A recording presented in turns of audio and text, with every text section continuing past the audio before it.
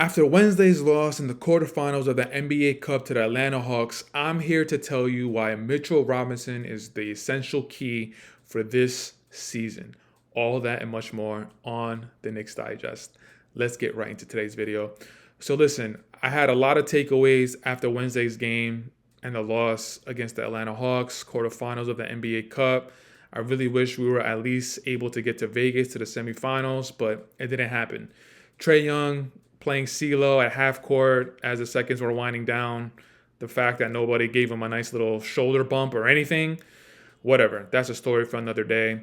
But as I'm watching the game, I had a lot of takeaways. The biggest takeaway I had is Cat needs help. Cat absolutely needs help. There were points in that game where he looked tired, where he looked fatigued, where he looked worn down. And when I took a step back and I really started to think about it, he's playing the five. He doesn't like playing the five. He's like Anthony Davis. His natural position is the four, but certain circumstances have happened where he's ended up playing the five for the Minnesota Timberwolves all those years. And his best season, as far as team-wise, is when they finally got Rudy Gobert and he was able to slide to the four position, and then Western Conference Finals appearance, even though they underachieved in my opinion, but we know the rest of the story. But Karl Anthony Towns playing the five night in and night out, we're asking so much of him. We're asking him to be an offensive threat. We're asking him to produce offensively. We're asking him to be the main defensive anchor. We're asking him to be the last line of defense as soon as the perimeter defender gets beat off the dribble. And when I'm seeing these athletes flying around on Wednesday, the DeAndre Hunters, the Jalen Johnsons, the Dyson Daniels, Bogdanovich at times, when I see them going to the rim and attacking the rim, it's no wonder why Cat has 5 fouls with most of the fourth quarter remain to be played. We're asking so much of Cat, and this is where it leads me to Mitchell Robinson. It leads me to we're in dire need of Mitchell Robinson coming back, which is a really scary place to be as a Knicks fan because of Mitchell Robinson's injury history. The last 2 seasons specifically, Mitchell Robinson's career as a whole, it hasn't been that bad, but the last 2 seasons specifically, we're looking at huge gaps where Mitchell Robinson just hasn't played. So if we're depending on him to be available and we're depending on him to play, that's a scary sight, man. That's a scary place to be as a Knicks fan. But if we get Mitchell Robinson back, what does that mean for Cat's minutes, for Cat's productivity? Well, Mitchell Robinson coming back, more likely than not, he'll be in the starting 5 position. So he'll be starting the 5. Cat will be starting the 4. That means Precious. That means Jericho. That means Ariel Hukporti. They're going to be able to give Cat those minutes of rest. And then on top of that, Mitchell Robinson coming back, it'll also help other areas of the team where we need help. We need someone coming off the bench to give us that consistent offensive boost. And maybe that's Josh Hart, or maybe that's somebody else. It could be Josh Hart coming off the bench if Coach Tibbs wants to get froggy. Josh Hart coming off the bench, we know, especially around playoff time, we know how durable he is. We know how consistent, we know how reliable he is. That would be a nice little tandem, triple threat of Josh Hart, Deuce, campaign coming off the bench. Of course, we also got to talk about Coach Tibbs playing 8 men in the playoffs. His playoff rotation is super small. But just the ripple effects that Mitchell Robinson coming back would have on Cat, but not just on Cat, but for the rest of the team, would be amazing. It would be immense. But what I also want to talk about, just the landscape of the Eastern Conference. The way the Atlanta Hawks impressed me. Now, I put out a video on Wednesday morning talking about what we needed to do in order to slow down the Atlanta Hawks, because before Wednesday, I was seeing the highlights, I was looking at the stats, I was looking at the box scores, and Trae Young was having 17, 20 assist nights where he wasn't really doing this in his past seasons. In his past seasons, it was really much about Trae Young. It was really much about getting his numbers, and he was looked at as a good numbers, bad team kind of guy. But maybe he's had an epiphany this year, and now he trusts his teammates, and he realizes that he actually has talent around him. Like I said, DeAndre Hunter, Jalen Johnson, Bogdanovich, Dyson Daniels, Clint Capella is always a solid big. Like, what the Atlanta Hawks did, how they won against the Knicks, it impressed me. It really opened up my eyes, and I kind of want to talk about the Eastern Conference landscape. So if we take a look at the standings as of today, we got the Knicks at the four seed with a record of 15-10. The Atlanta Hawks are in that seventh spot with a record of 14-12. Out of their last 10 games, they're 7-3. And if I remember correctly, out of those 10 games and out of those 7 wins, 2 of them come against the Cleveland Cavaliers. You got the Boston Celtics in there. You got the Knicks in there. Like, you got some formidable teams in the last 10 games.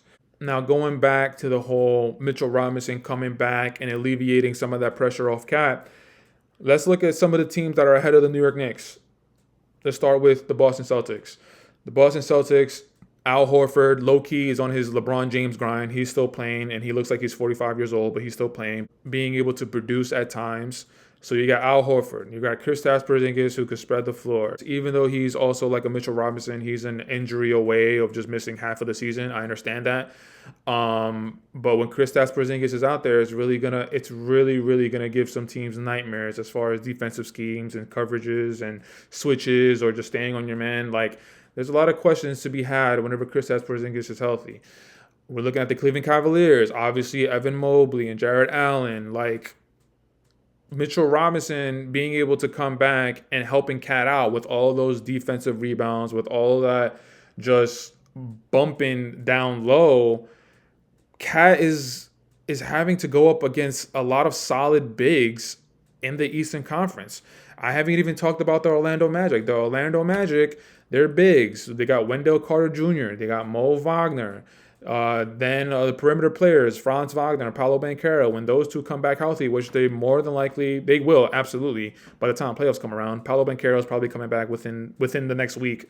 France, he just got listed with that oblique injury, so he's going to be out a couple weeks. But by the time playoffs come around, they're going to be healthy, hopefully. So if you're looking at perimeter players, beating their defenders off the dribble, attacking the rim, if Mitchell Robinson isn't there to alleviate the pressure off Cat, we're looking at Cat as being the last line of defense, challenging shots, trying to get blocks. And on top of that, the playoffs get physical. So we're going to be asking so much of Cat. And back to Wednesday's game, like I said earlier in the video, there were times where Cat just looked tired, man. He looked tired. He looked exhausted. He looked worn down. And if we look at the numbers as far as minutes that he's been playing, like, it makes sense. Wednesday's game, Cat played 37 minutes. 37 minutes going up against Jalen Johnson, DeAndre Hunter, Clint Capella, just constant bumping, constant just trying to get him into foul trouble. So the Orlando Magic, I talked about the perimeter players. I talked about their bigs. The Cleveland Cavaliers, I mentioned Evan Mobley and Jarrett Allen, but Darius Garland is always attacking his defender, always trying to get to the rim. Donovan Mitchell as well. The Boston Celtics, do I need to mention Jason Tatum, Jaylen Brown, Derek White, Drew Holiday? Like, those are just the 3 teams ahead of us in the standings. The Milwaukee Bucks, you got Giannis. Do I need to say more? The Atlanta Hawks, I went over their roster. The DeAndre Hunter, Jalen Johnson's. Like, I'm just saying, man, Mitchell Robinson coming back, being able to help Cat. I hate to say it, man, but I'm kind of leaning in it's going to make or break our season. I should also mention and throw in the caveat of what's it going to look like around trade deadline.